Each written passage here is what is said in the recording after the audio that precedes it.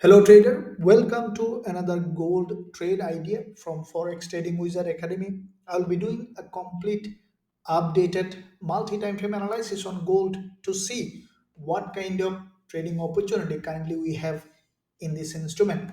As usual, we'll be starting with the monthly time frame to see the bigger picture, and then we'll jump on to this lower time frame to see potential trading opportunity.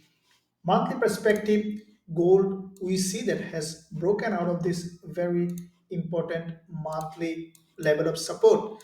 Now, if you look at the past, we see that this level acted here back to back two monthly candle rejected from here, created a level of resistance. The same level acted here as a support, and we have seen that there was a big move happen from this zone, came to the same level of support, and we have seen again there is a big rejection on the market perspective, and from that zone we have seen this big move happen, came back to the same level, and again we have seen a rejection created this long week monthly candle. But this current month what we have seen finally has gold broken out of this support zone.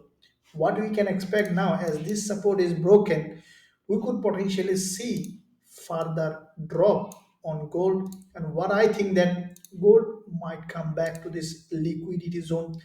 As you can see, there is no significant support except these two red dodges, so we could potentially see gold is heading to this level before creating any reversal. Now, looking at the weekly perspective, past week we have seen that gold has created this bearish engulfer on the weekly time frame. Now, this candle is crucial because it's a breakout candle. It has broken out of this weekly and monthly level of support. You can see that.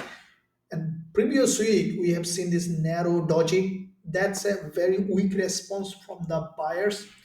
If you look at the health of the weekly candles, you can understand it, that every week there was a strong red candle created except this narrow doji, which is a very weaker response from the buyers, and as a result we have seen a breakdown. At this point, what is likely to happen? There are two probability now. One probability is gold to continue to drop and to create new lower low on the weekly perspective.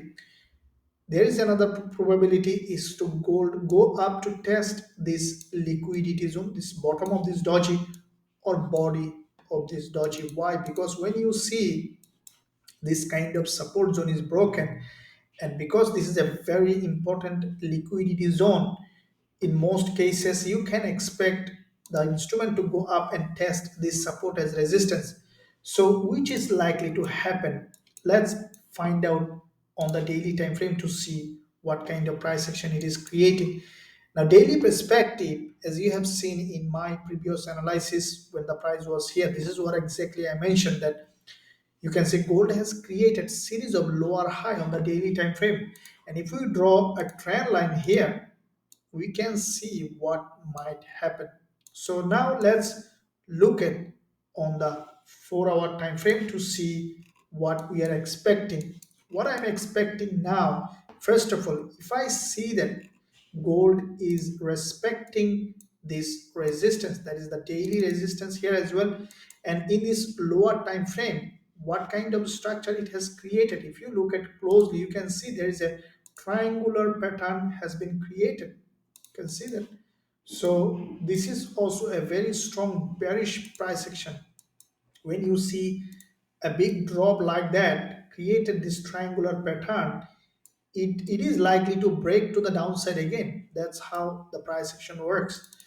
But as you can see, there is a probability for price to go to this zone, which is the weekly support zone acting as resistance. So there are two probabilities now, to drop from here or to go up and to drop from here. So which one will be trading? The first criteria that I will be waiting for gold to respect this lower high. You can see there is a lower high, series of lower high, which is the daily resistance. If this price action, this level is being respected during this news announcement or before, and if we see significant bearish price action is being created below this daily level of resistance, probably creating with this one with a lower high.